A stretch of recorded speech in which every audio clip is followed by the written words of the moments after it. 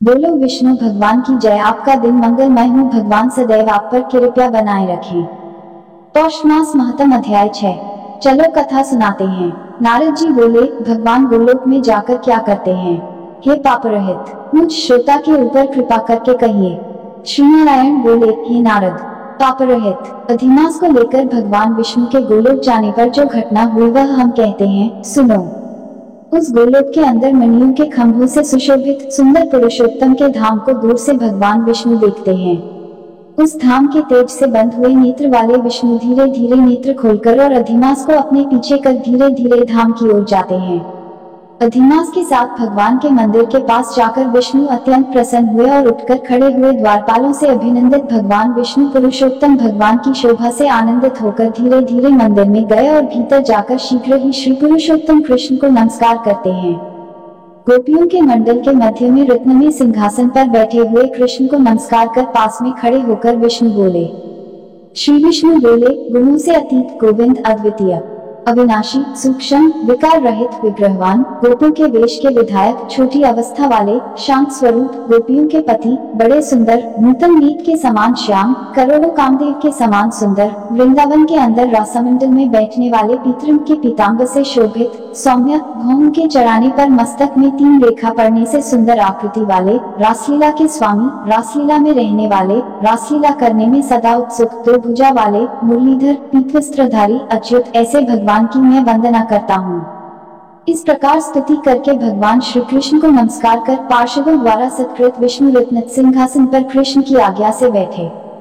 श्री नारायण बोले, यह विष्णु का किया हुआ स्तोत्र प्रातःकाल उठकर जो पढ़ता है उसके समस्त पाप नाश हो जाते हैं और अनिष्ट स्वप्न भी अच्छे फल को देते हैं और पुत्र पौत्र आदि को बढ़ाने वाली भक्ति श्री गोविंद में होती है। आकीर्ति का नाश होकर सत्कीर्ति की वृद्धि होती है। भगवान विष्णु बैठ गए और कृष्ण के आगे कांपते हुए अधिमास को कृष्ण के चरण कमलों में नमन कराते हैं। तब श्री कृष्ण ने विष्णु से पूछा कि यह कौन है, कहां से यहाँ आया है, क्यों रोता है? इस गोलोक में तो कोई भी दुखभागी होता नहीं है। इस गोलोक में रहने वाले तो सर्वदा आनंद में मग्न रहते हैं। ये लोग तो स्वप्न में भी दुष्ट वार्ता या दुख भरा समाचार सुनते ही नहीं। अतः हे विष्णु, यह क्यों कांपता है और आंखों से आंसू बहाता दुखित हमारे सम्मुख किस लिए खड़ा है? श्री नारायण बोले, नवीन मेघ के समान श्याम सुंदर, गोलोक के नाथ का वचन सुन। सिंहासन से उठकर महाविष्णु नलमास की संपूर्ण दुख गाथा कहते हुए बोले। श्री विष्णु बोले, हे वृंदावन की शोभा के नाथ, हे श्री कृष्ण, हे मुरलीधर, इस अधिमास के दुख को आपके सामने कहता हूँ, आप सुने।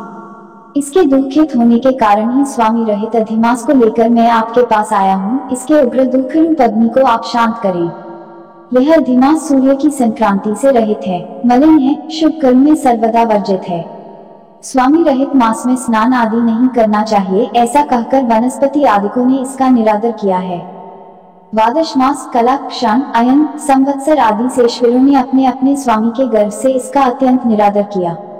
इसी दुखाग्नि से जला हुआ यह मरने के लिए तैयार हुआ। तब अन्य दयालु व्यक्तियों द्वारा प्रेरित होकर हे ऋषिकेश, शरण चाहने की इच्छा से हमारे पास आया और कांपते कांपते घड़ी घड़ी रोते रोते अपना सब दुख जालिस ने कहा, इसका यह बड़ा भारी दुख आपके बिना टल नहीं सकता, अतः इस निराश्रय का हाथ पकड़कर आपकी शरण में लाया हूँ। दूसरों का दुख आप सहन नहीं कर सकते हैं, ऐसा वेद जानने वाले लोग कहते हैं। अतएव इस दुखित को कृपा करके सुख प्रदान कीजिए। हे जगतपते, आपके चरण कमलों में प्राप्त प्राणी शोक का भागी नहीं होता है, ऐसा वेद जानने वालों का कहना कैसे मिथ्या हो सकता है? मेरे ऊपर कृपा करके भी इसका दुख दूर करना आपका कर्तव्य है, क्योंकि सब काम छोड़कर इसको लेकर मैं आया हूँ। मेरा आना सफल कीजिए। बारंबार स्वामी के सामने कभी भी कोई विषय न कहना चाहिए, ऐसी नीति के जानने वाले बड़े बड़े पंडित सर्वदा कहा करते हैं। इस प्रकार अधिमास का सब दुख भगवान कृष्ण से कहकर हरि कृष्ण के मुख कमल की ओर देखते हुए कृष्ण के पास ही हाथ जोड़कर खड़े हो गए।